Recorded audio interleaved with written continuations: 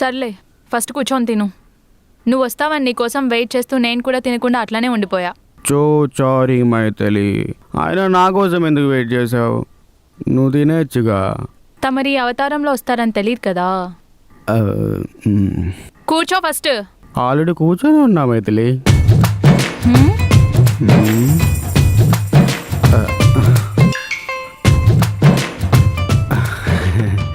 అంటే ఏదో కన్ఫ్యూషన్లో ఆయన నాకు ఆకలిగా లేదు. నువ్వు తినే నేను పడుకుంటా. భూమి కదలట్లేదంటే ఏయ్, మర్యాదగా కూర్చొని తినేసి వెళ్ళి పడుకో. నేను తినకుండానే పడుకుంటా, నువ్వు తినేసి పడుకో. రే రే అబ్బో!